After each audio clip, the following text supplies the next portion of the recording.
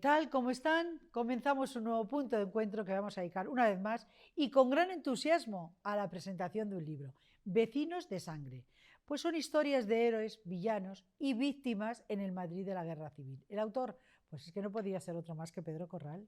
Pedro Corral es un periodista y escritor que ha dedicado gran parte de su vida a investigar sobre la Guerra Civil Española, siendo siempre escrupulosamente riguroso con los testimonios de las muchísimas personas con las que ha contactado y a las que ha entrevistado para saber la verdad de primera mano de lo acontecido en aquellos fatídicos años en los que tanto sufrieron los españoles de uno y otro bando.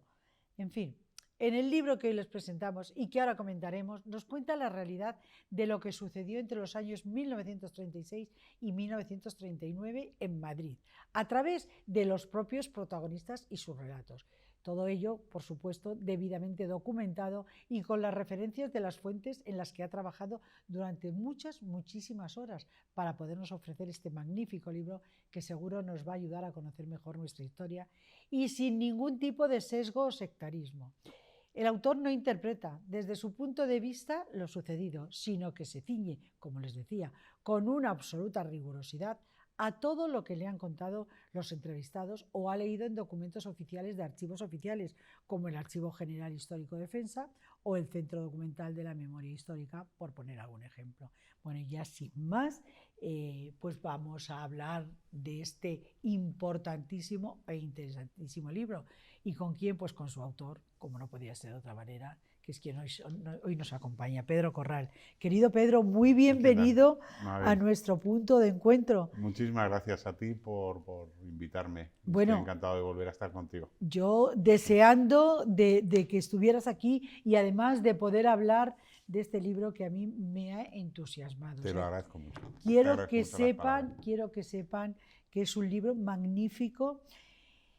Ya no porque esté muy bien escrito, que eso ya se da por hecho, porque Pedro escribe maravillosamente, es una pluma fantástica, pero es que además nos abre los ojos y nos explica todo lo que sucedió en esos días.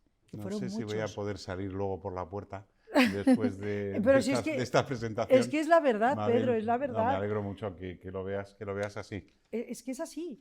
Yo puedo omitir si algo no me gusta, pero lo que no voy a mentir, no voy a decir, pues es que me ha gustado mucho si no me ha gustado. Podré no hacer referencia, pero es que me ha encantado. Y además pues, me ha despejado muchas dudas. Bueno, Pedro, vamos a hablar de lo que fue la Guerra Civil, con esos testimonios que están aquí plasmados en el libro, con nombres, con apellidos, con datos, que además se puede contrastar. Sí, se pueden consultar en internet, en el archivo Pares, que es donde están digitalizados miles y miles de documentos de nuestros archivos estatales y este fondo forma parte de ese archivo Pares. Hablamos, o se habla, son historias de héroes y villanos. Tanto héroes como villanos, ahora pondremos quién son los héroes, quién son los villanos, porque la realidad es que todos ellos son víctimas, absolutamente todos, tanto los héroes como los villanos. Está muy bien visto. Al final no se trata de definir héroes los de un bando, villanos los de otro, sino encontrar cómo las personas en una situación tan extrema como una guerra, como estamos viendo en Ucrania, pero aún todavía peor, una guerra como la nuestra, que fue una guerra civil, pues puede conducir a unas personas a lo peor y a lo mejor, ¿no? Siempre se ha dicho que en esas condiciones extremas el ser humano siempre saca lo mejor o lo peor. Este fondo forma parte de la causa general, es decir, tuvo un fin, digamos, punitivo después de la guerra. Los nacionales piden a todos los porteros y a los vecinos de cada inmueble que hagan una declaración jurada de todo lo que ha sucedido en la guerra. Ha habido historiadores que se han aproximado a este fondo con el intento de reconstruir, bueno, pues las delaciones después de la guerra, ese universo de la represión franquista a través de las denuncias, pero es una visión, para mi gusto, era incompleta, porque lo que ofrece este fondo de declaraciones de porteros y vecinos es un retrato muy a ras de suelo, muy a pie de calle de lo que sucedió en Madrid en la Guerra Civil. Y yo me he centrado en eso, por supuesto abordo la represión, las delaciones de los porteros, las delaciones de los vecinos unos entre otros, en la guerra y después de la guerra, pero sobre todo lo que me ha interesado es intentar ofrecer al lector un fresco bastante insólito y bastante sorprendente por lo que yo conozco de lo que se ha escrito de la Guerra Civil en Madrid, pues verdaderamente muy inédito, con testimonios verdaderamente, algunos escalofriantes, otros conmovedores, pero sobre todo todos ellos muy impactantes. Y ahí estaban esperando a que alguien les echara un vistazo y me fueron absolutamente cautivando. Y lo que he intentado son 15.000 testimonios, Mabel. Lo que he intentado ha sido ir filtrándolos para ofrecerle al lector lo más esencial, lo más sustancial de lo que esos testimonios pueden aportar. Hablamos de delaciones. Bueno, estos delatores, muchos de ellos, por no decir la mayoría, es que estaban obligados. Sí, por aquella norma, aquella ley que sacaron en el año 34, justo. En la República. Siempre lo hemos oído, Mabel, que los porteros... Es que estaban obligados a... Sí, los porteros, como decía Wenceslao Fernández Flórez, en este libro que se acaba de rescatar, que recomiendo, se llama Terror Rojo, él decía de los porteros que eran una de las potencias infernales del Madrid rojo. Pero a la vez él asumía que el portero de su casa decía que yo sabía que si el portero me veía volviendo de cualquier escondite a mi casa, tenía el deber y la obligación de denunciarme. ¿A qué está haciendo referencia Fernández Flórez? A esa ley de 1934 a la que te has referido tú, en la que los porteros fueron investidos casi como autoridad, como auxiliares de la policía gubernativa. Es decir, el portero tenía la obligación legal de ayudar a la policía, en este caso también a las milicias investidas como autoridad por el gobierno del Frente Popular, tenían obligación de ayudarles en sus investigaciones. Y si venía gente armada y policías a preguntar al portero si había derechistas en la casa o si había militares retirados o religiosos, el portero muchas veces cantaba, como se suele decir popularmente, cantaba la gallina, porque sabía que era una obligación. Claro. Otros sí que es verdad que despistaron, que engañaron, que teniendo, por ejemplo, a un sacerdote o a una monja escondida en la propia portería, despistaba a los milicianos. No, aquí no hay nadie, y además tengo mi carné de UGT, que eso sucedió, y tengo mi carné de CNT, entonces fiaros de mi palabra que aquí no hay ningún enemigo, ¿no? entre comillas, porque claro, para las milicias, los sacerdotes, los religiosos, todos eran enemigos a liquidar, ¿no? Bueno, eso es lo que voy encontrando, y sobre todo la sorpresa que me salta viendo las declaraciones juradas es que me encuentro muchos porteros asesinados por las milicias del Frente Popular por defender a sus vecinos, por haberlos protegido, por haber escondido a sacerdotes o militares.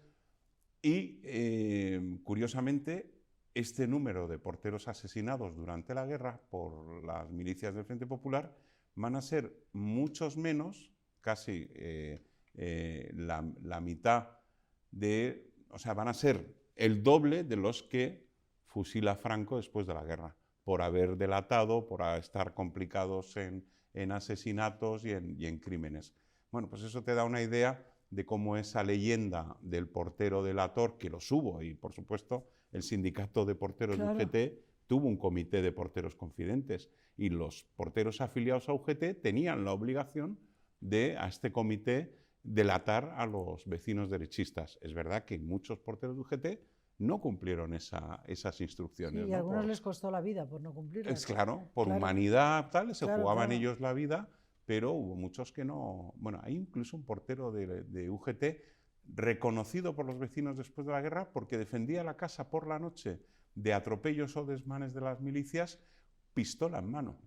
Fíjate. Un portero de UGT defendiendo a sus vecinos derechistas, pistola en mano, para que no entrara ningún grupo de milicianos a hacer una barbaridad, ¿no? Pues eso es verdaderamente emocionante, porque ¿no? se imponía la cordura y la razón. Sí, se imponía la cordura, la humanidad, el desobedecer las órdenes de tus dirigentes que te estaban diciendo que al enemigo había que perseguirlo hasta exterminarlo, ¿no? Que esas son fíjate, los artículos que firmaba Margarita Nelken en el diario Claridad de UGT. Sí, sí. Pues a que había que exterminar a las hembras de los señoritos, había que exterminar a tal. Bueno, la propia Margarita Nelken he descubierto que libraba avales Sí. para proteger a vecinos derechistas de su propia casa. Sí, Es sí, decir, que además cuando se mostraba que estaba firmado por ella, nada menos que por Margarita Nelken, claro, nada ya, más menos, ya estaban protegidos. ya estaban protegidos. Pero Sí, qué y algunos curioso que salvaron la vida Margarita gracias a eso. Nelken, Sí, sí. que en los periódicos llamaba al exterminio del enemigo, Luego, esa relación de vecindad con el vecino del segundo, con el vecino sí, del piso de abajo, le llevaba a ese acto claro, de conmiseración, de humanidad, decir, bueno, a ti no te va a pasar nada porque aquí estoy yo, sabiendo ni que era a un ti ni a tu derechista. hijo, porque Claro, claro, claro. Entonces, ya, verdaderamente yo he descubierto ahí una guerra de Margarita Nelken, era lo último que me esperaba. ya. Pero hasta, Bueno, pues hasta sería personas... una guerra interna con ella misma. Claro, Porque tiene claro. que ser muy duro, ¿eh? Sí, sí. No, y ella, bueno, pues tuvo una función primordial en el despiste, por ejemplo, de una alegación de parlamentarios británicos que vinieron a visitar las cárceles cuando ya se estaba conociendo noticias de que se estaba sacando a los presos de las cárceles para asesinarlos. Y ella consiguió despistarles por órdenes del gobierno, de, oye, mira, maréalos, que no vean lo que está sucediendo. Porque era y verdad. tal. ¿Eh? Porque era verdad Porque que era se les verdad. estaba sacando de las cárceles para Bueno, matarlos. pero es una anécdota dentro de ese Sí, libro sí, que yo creo que está lleno de historias muy, muy curiosas y todas, muy cada una que sorprendentes. lees es una historia única, porque claro, son testimonios de cada una de las personas, son sus propias vivencias. Claro. Y eso es muy importante. Luego hay también otros momentos, bueno, pues esas personas que vienen, que eso ya es después, en la posguerra, y se llevan, pues los ganadores también toman sus represalias. Claro. Y muchas de ellas son venganzas entre vecinos, que te sorprende Sí. ver que, bueno, pues porque ese vecino a mí no me gustaba mucho Claro. y parece que, pues a este le voy a delatar yo, que ahora Sí. han ganado los míos. Hombre, eso también Mira, pasó, hay algún portero denunciado por sus vecinos después de la guerra y al final los franquistas resuelven que este portero no ha hecho nada, que todas las acusaciones son falsas y al final descubren que lo que estaba pasando es que este vecino se estaba vengando del portero porque el portero le había requerido múltiples veces para que pagara la renta de alquiler que ese vecino Sí, sí. había decidido no pagar. Pues por ese motivo podían luego denunciar al portero diciendo este es un rojo criminal, este señor le tienen que ajustar cuentas porque hay que ver lo que ha hecho. Y el portero no había hecho nada, lo que pasa es que durante la guerra le había estado dando la vara al vecino para que pagara el alquiler, ¿no? De parte del administrador o, bueno, casi siempre de la Junta de Fincas Incautadas, que era un organismo del gobierno que se incautó de prácticamente casi todos los inmuebles de Madrid y se cobraba el alquiler, ¿no?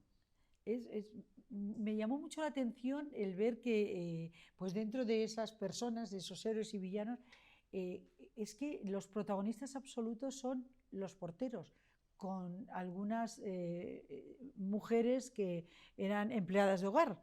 Sí. Entonces es sorprendente que el gran protagonismo que les has dado en este libro, que Sí. se lo merecen porque tuvieron un papel muy relevante, ¿no? Pero, Bueno, pero tú se lo has dado aquí. Sí, son protagonistas, pero el libro no es solo de porteros. No, claro que no. Lo que claro pasa es que no. los porteros les pasa, pues como a muchos españoles, que al final se vieron en tierra de nadie. Unos les exigían, por ejemplo, los republicanos les exigen que cumplan esa ley del 34, esa obligación legal que tienen de ayudarles a la delación, a la detención de vecinos derechistas y tal. Pero claro, el portero que hacía eso, cumpliendo la ley del 34, se arriesgaba que luego los franquistas le ajustaran las cuentas por haber contribuido a eso. Curiosamente, al mismo tiempo que los franquistas le estaban pidiendo al portero que en el año 39 que hiciera lo mismo que había hecho con los rojos, ¿no? Bueno, pues ahí ves al portero que no sabías a qué atenerte. Entonces, las criadas, las empleadas del hogar también, las empleadas del servicio doméstico, también cae sobre ellas pues esa leyenda negra de que todas eran Y es verdad, lo mismo que los porteros, claro que las hubo, que delataron Claro. o que Algunos por utilizaron venganza. esa situación de ventaja sobre los señores de la casa, de ahora están gobernando los nuestros, ahora hemos hecho la revolución, ahora se van ustedes a enterar, ¿no? Pero es verdad que también hay muchas empleadas del servicio doméstico asesinadas por el Frente Popular, pero más de una decena, y de alguna manera bastante escalofriante, ¿no? Personas muy leales a la familia por la que trabajaban, que habían trabajado por protegerles y tal, pues al final iban a la muerte con ellos, ¿no? Eso es sobre todo eso pasaba también con los sacerdotes. A los sacerdotes muchas veces se les asesinaba con la persona o la mujer que les cuidaba, ¿no? Con no sé, como la llaman, el ama de llaves, sí, o de la parroquia, por ejemplo, de la parroquia del Carmen, asesinan al párroco y también asesinan a la mujer que la atendía, ¿no? Bueno, son de estas cosas muy crueles, muy luego, terribles, sí, de la guerra, que también recojo. Pero bueno, yo creo que el gran protagonista ahí es el madrileño de a pie, el vecino, como decía Miguel Delibes, que es una frase que a mí me gusta mucho repetir, a los españoles les cae la guerra civil como una emboscada. Entonces, lo que percibes por encima de todo en estas declaraciones juradas es una lucha por la supervivencia. Totalmente. En la mayor parte de los casos, ¿no? Se encontraron esto sin comerlo ni beberlo, de repente estalla la guerra y te ha tocado aquí. Claro, y al otro la toca allí enfrente y es otra historia. Fíjate cómo llegó a ser la lucha por la supervivencia, que ya en mi libro Desertores me encontré algunos casos, bueno, y aquí me los he vuelto a encontrar. Lo iba a comentar yo ahora, lo de Desertores. Bueno, hijos, por ejemplo, un soldado del Ejército Popular que está defendiendo en las trincheras, fusil en mano, pues al bando republicano. Bueno, pues ese mismo bando republicano, en retaguardia, había asesinado a su padre y a su hermano o a otros dos hermanos, ¿no? Y ahí estaba, en el frente, llamado a filas, defendiendo con su vida el bando que había asesinado en retaguardia a su familia. En el otro bando, en el Nacional, pasó lo mismo. Mucha gente de izquierdas en el frente, defendiendo con el fusil al bando nacional, que era el mismo que había acabado con su familia, con su padre, con sus hermanos y tal. Bueno, pues si eso no es lucha por la supervivencia, totalmente. Que venga alguien y nos lo cuente, ¿no? Es que es verdad, sí, porque además yo me he acordado, leyendo el libro, me acordé cuando leí el libro Desertores, que fue un libro que me gustó muchísimo, porque es cierto, o sea, de repente te pilla aquí y da igual cuál sea tu ideología, que tampoco había tanta. Sí. La gente lo que quería era vivir tranquila, como ahora queremos vivir tranquilos, pues pero sí, no nos dejan. Eso es lo que me ha pasado con este libro también. Claro. Al final te das cuenta de que ese mito de la implicación plena, absoluta, 100% de la población española en la guerra civil, si ya se me desmintió con la investigación del fenómeno de la deserción en la guerra civil, que fue muy generalizado. O sea, aquí el 90% de los combatientes de uno y otro bando eran reclutas forzosos. Y además, el mito de los milicianos, de los voluntarios, se deshace muy pronto. ¿Por qué? Porque los dos ejércitos abren las cajas de reclutas inmediatamente después del inicio de la guerra. En agosto del 36 los nacionales y en septiembre del 36 los republicanos, que quisieron abrirlas en agosto, pero en agosto la CNT se opuso, dijo, ¿y para qué hemos disuelto un ejército regular? ¿Para crear ahora otro? No, este es el ejército del pueblo, este es el ejército de la revolución y tal. Pero fíjate, si los dos bandos tuvieron que abrir las cajas de reclutas para llamar forzosamente a filas a los españolitos de a pie, ¿por qué era? Porque se dieron cuenta de que no tenían gente para matarse, que aparte de los descamisados y de revolucionarios y de los falangistas y de los requetés, que es verdad que fueron muchos, pero eran insuficientes. Hombre, claro, para mantener una guerra de desgaste larga como la que después se produjo. Y además, ¿no?, llevaron jóvenes de muy corta edad. Bueno, claro, sí, lo que ya se llamó la quinta del chupete, sí, la quinta eso del eran biberón, de 15 años para arriba, ¿no? 17 y 18 años. Bueno, sí, lo que llamamos ahora los niños de Yo la guerra. Yo pensé que era desde los 16 a uno de mis tíos, precisamente porque tenía 15, no Voluntarios se no, podían ir con 15 y con 16, ya, engañando por la edad. Y ya, ya. eso he conocido yo algún caso. Incluso del padre que iba al frente y lo volvía a traer a casa. Fíjate, Y eso, o sea que... Y él se ¿verdad? volvía a escapar y volvía a ir al frente. Bueno, de eso también hubo, evidentemente. Sin Pero duda. sí, lo que hay en este Madrid eh, de las declaraciones juradas de porteros y de vecinos es, por encima de todo, intentar sobrevivir. Gente afiliada, bueno, ahí tiene mucha gracia porque hay algunos vecinos que le dicen a su portero, mira, oye, para que nos dejen un poco en paz las milicias, sácate el carnet de CNT.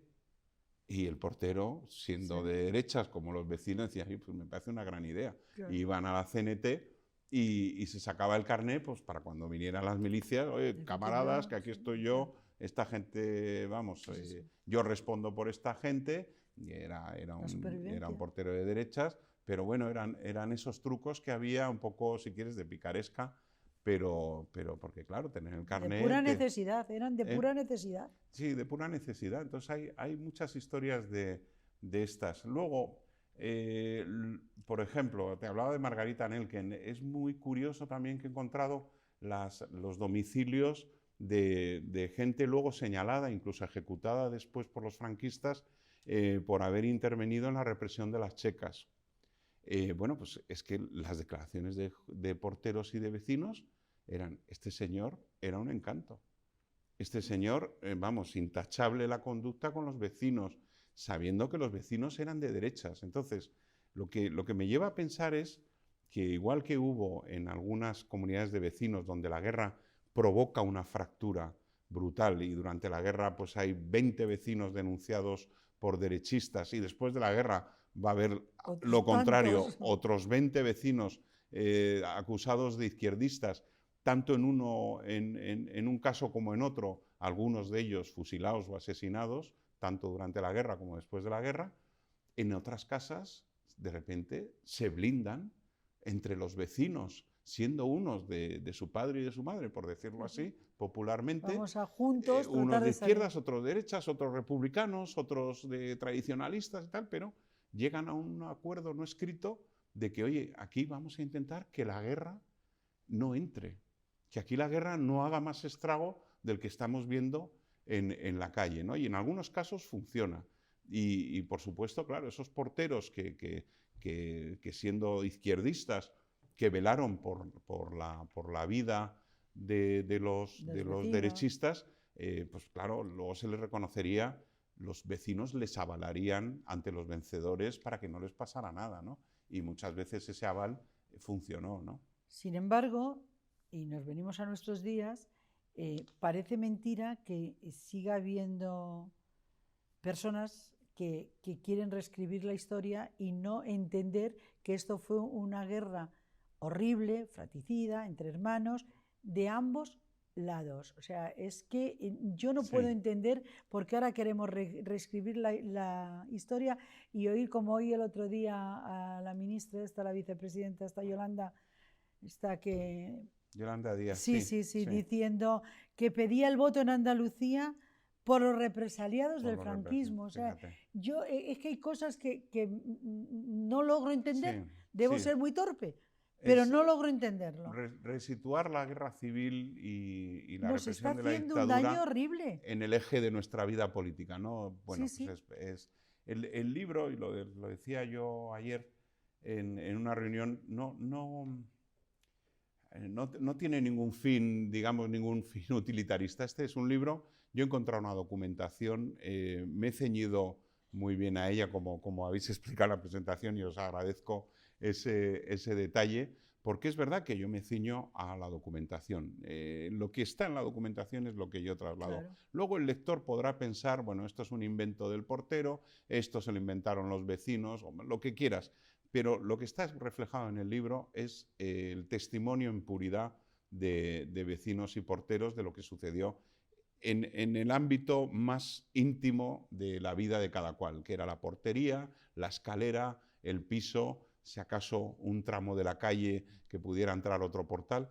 Pero ese es un universo muy reducido, pero yo no he tenido más afán que ese, contarle al lector lo que había en esa documentación.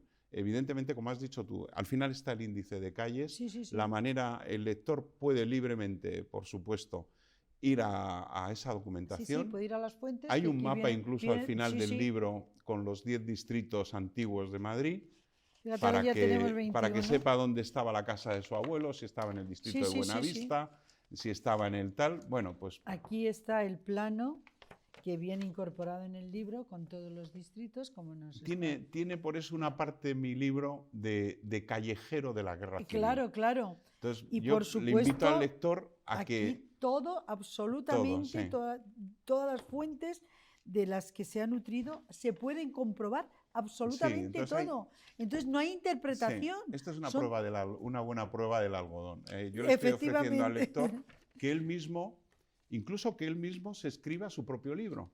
Yo podría haber escrito con esa documentación, Mabel, otros 4 libros. Por O supuesto. sea, me he tenido que ceñir, ya son cerca de 500 páginas, que es un libro, me podían haber salido 4 volúmenes más. 500, no, a mí me han parecido muchas menos, ¿eh? Sí, que, bueno, 400... Pero es que se lee sin sentir, ¿eh? Bueno, Se lee sin ahí sentir. estamos, Mabel, somos periodistas. No, pero es que es verdad, o sea, se lee sin sentir. No, ¿y por qué dices que no eres historiador? No, es que no lo soy. Yo no tengo el título de historiador, ni voy Bueno, de pero historiador. hay otros historiadores vida. que están de periodistas, pues. Claro, no, yo lo que soy es un señor que cuenta historias. Y que te gusta muchísimo este tema, Claro, que lo has sí. estudiado Desde muy pequeño siempre. me ha interesado la guerra civil. Entonces, a lo que iba. ¿Qué es lo que hay en este libro? Pues yo, mientras lo iba escribiendo, digo, aquí están las historias conservadas en las memorias de cada familia. Así es. Esto se parece mucho a lo que me contaban mis padres, a lo que nos contaban nuestros abuelos. Entonces, ya te digo, sin tener ningún fin utilitarista, al final el libro es volver a poner sobre la mesa las memorias familiares de españoles que sufrieron en uno y otro bando la guerra civil. ¿Por qué? Porque no nos podemos olvidar de esas memorias familiares. Claro. Porque la memoria democrática, amparada, parece, en un legítimo, digamos, una legítima aspiración de resolver los agravios pendientes de las víctimas de la guerra civil, la dictadura, que todos estamos de acuerdo en que, por ejemplo, el tema de las fosas, oye, pues habrá que solucionarlo alguna vez y dejar ya el tema solucionado para siempre. Bueno, pero ese y el de las checas, o sea, a ver... Pero, bueno, no, ahí está. Lo que pasa es que utilizar esa excusa para un intento de no solo de reescribir la historia, sino de cancelar parte de la historia, como puede ser esta del Madrid de la Guerra Civil, ¿no?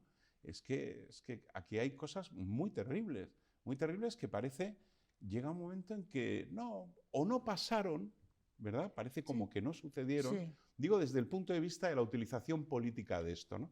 Parece que o no pasaron, porque hay muchos historiadores que están trabajando a fondo y muy bien en el tema de la represión de uno y otro bando.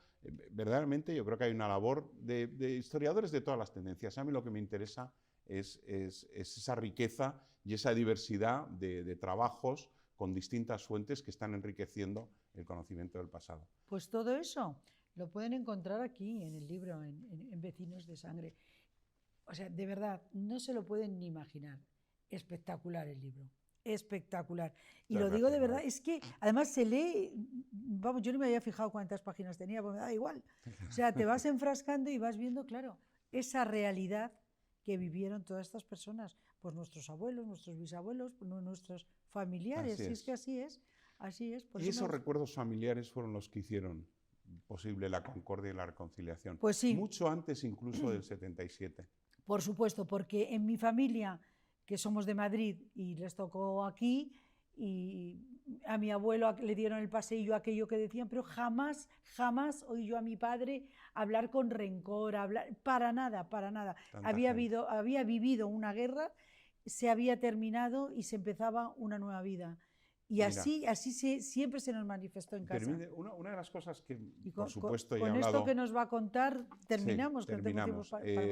Por supuesto que en la Feria del Libro ha sido muy emocionante porque me ha venido gente, nietos de fusilados o asesinados por las milicias del Frente Popular, pero también han venido a por el libro y a que les firmara el libro el nieto de un fusilado por Franco y la nieta de un señor que murió en el campo de concentración nazi de Mauthausen-Gusen, que yo he visitado con el Ayuntamiento de Madrid. Y verdaderamente es emocionante. A mí me emocionó que nietos, bisnietos de víctimas de la guerra civil, por un lado y por otro, incluso la nieta de una víctima del campo nazi de Mauthausen, vinieran a interesarse por mi libro. Bueno, si esto puede ayudar a volver a que las aguas vuelvan a sus cauces, pues mejor. ¿Verdad? Mucho mejor. Pues es que no tenemos tiempo para más, Pedro. Claro, podríamos seguir hablando ni sé cuánto tiempo, porque es un tema que no se agota. Claro. Pero para eso tendrás que volver otro día. Yo te agradezco muchísimo. Porque hoy ya no. Y además quiero que vuelvas y hablemos de todos tus libros, porque tiene varios libros escritos, novela, ensayo, ha sido finalista del Premio Nadal, del Premio Planeta, en fin, que tienes que venir a contarnos tu trayectoria, no como periodista, como escritor. Muy bien, muchísimas gracias. Así que Mabel. Muchas gracias a Pedro Corral por haber estado con nosotros aquí en Déjate de Historias Televisión, en nuestro punto de encuentro. Hasta pronto. Hasta pronto, claro que sí. Y ya me despido de ustedes, porque ya no tenemos tiempo para más, y ya saben, pues no me voy a enrollar. Les digo lo que les digo siempre, que no se les olvide, que tienen que estar ahí, que si ustedes no están, esto no tiene ningún sentido. Muchas gracias por acompañarnos un día más. Un saludo.